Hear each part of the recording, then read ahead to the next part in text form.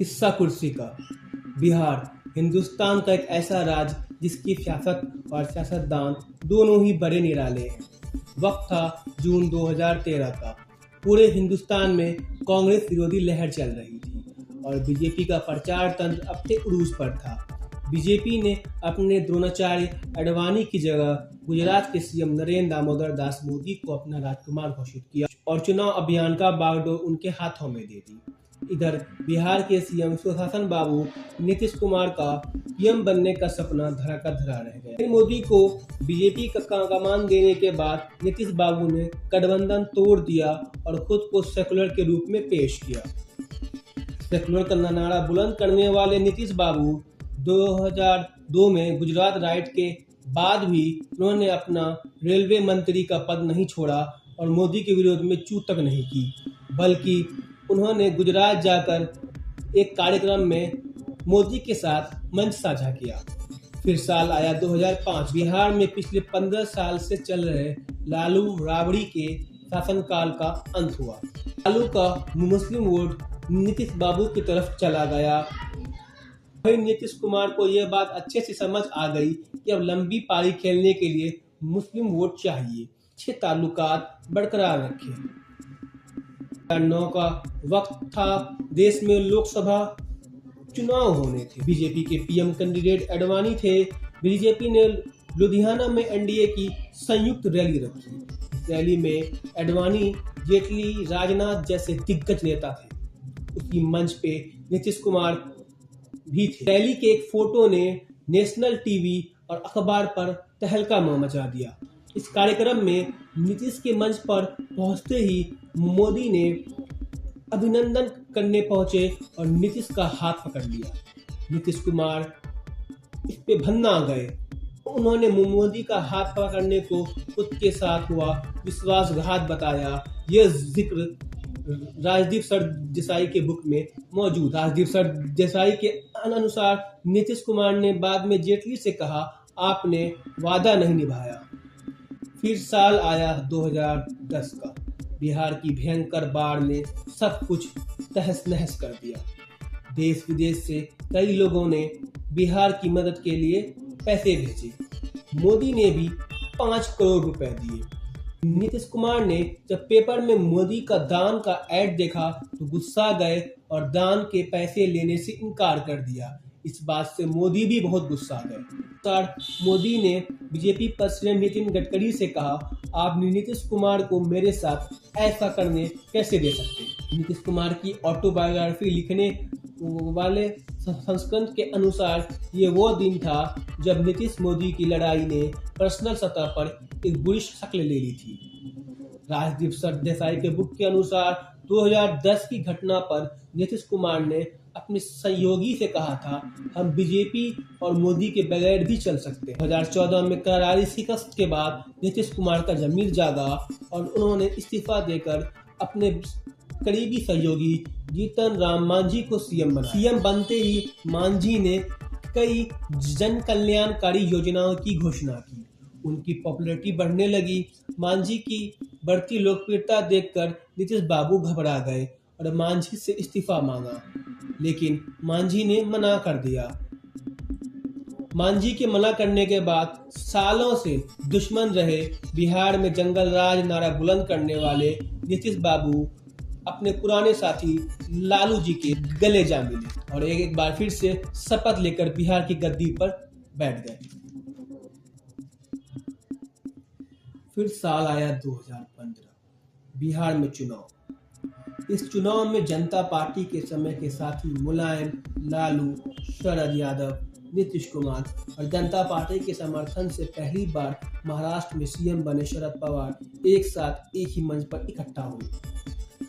सुशासन बाबू ने लालू के दोनों लाल, तेज प्रताप और तेजस्वी को साथ लेकर देश के मशहूर चुनाव एनालिस्ट पीके की मदद से बिहार में बाहर हो, नीतीश कुमार हो का नारा देकर चुनाव शंखनाद किया।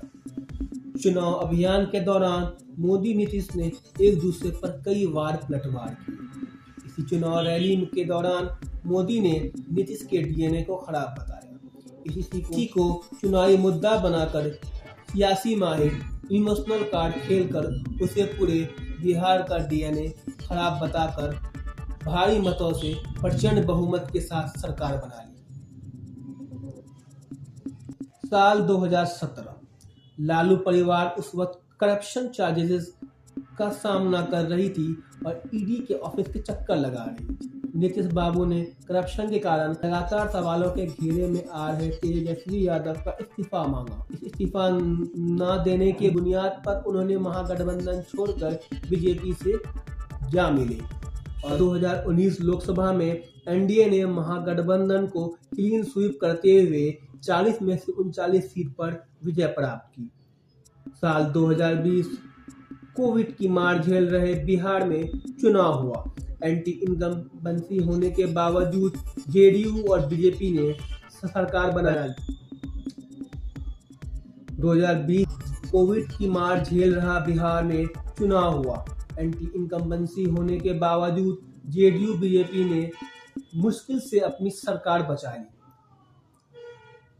उधर तेजस्वी यादव को सीएम न बनने का मलाल चुनाव के बाद उनके चेहरे पर साफ झलक रहा था। चुनाव में महज 45 सीट लाने वाले नीतीश कुमार सीएम तो बन गए, लेकिन बीजेपी ने उन पर नकेल कसना शुरू कर दिया और पार्टी को अंदर से तोड़ना। लगातार बीजेपी के हो रहे प्रहार से आहत नीतीश का लालू प्रेम एक बार फिर जागा और दूसरी तरफ लालू परिवार जो महज कुछ सीटों से चुनाव हार गया था, वो भी सत्ता का सुख भोगने को तैयार बैठी थी। नीतीश बाबू ने एक बार फिर इस्तीफा देते हुए महागठबंधन के साथ सरकार बना ली।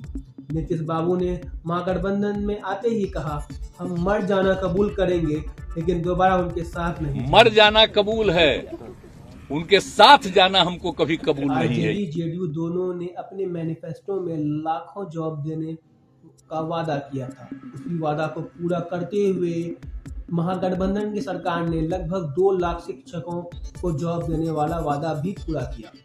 आरजेडी वाले पहले दिन से ही अपने नेता तेजस्वी यादव को सीएम कैंडिडेट बनाने को आतुर नजर आ रहे थे। जब 2 लाख शिक्षक की बहाली का वक्त आया तो आरजेडी क्रेडिट लेने में आगे नजर आई। एनडीए अलायंस की दिसंबर वाली मीटिंग के बाद खफा चल रहे नीतीश बाबू को आरजेडी के बर्ताव से आहत होकर और सारा क्रेडिट तेजस्वी यादव को मिलने लगा। आरजेडी वाले पहले दिन से ही अपने नेता तेजस्वी यादव को सीएम बनाने को आतुर नजर आ रहे थे। जब 2 लाख शिक्षकों की बहाली का वक्त आया तो आरजेडी क्रेडिट लेने में आगे नजर आई और सारा क्रेडिट तेजस्वी यादव को मिलने लगा।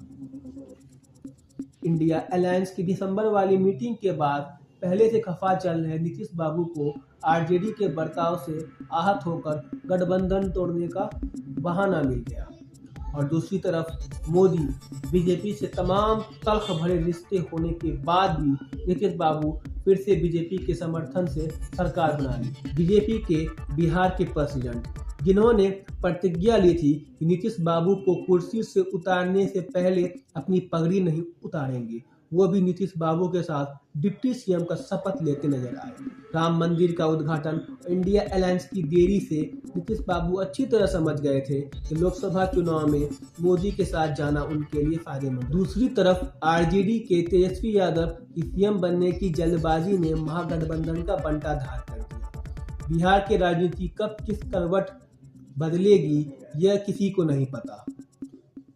नीतीश बाबू के एनडीए में जाने के बाद भी तेजस्वी यादव का हालिया बयान ये दर्शाता है कि 2025 में फिर से उठापटक होने की संभावना अभी बाकी है।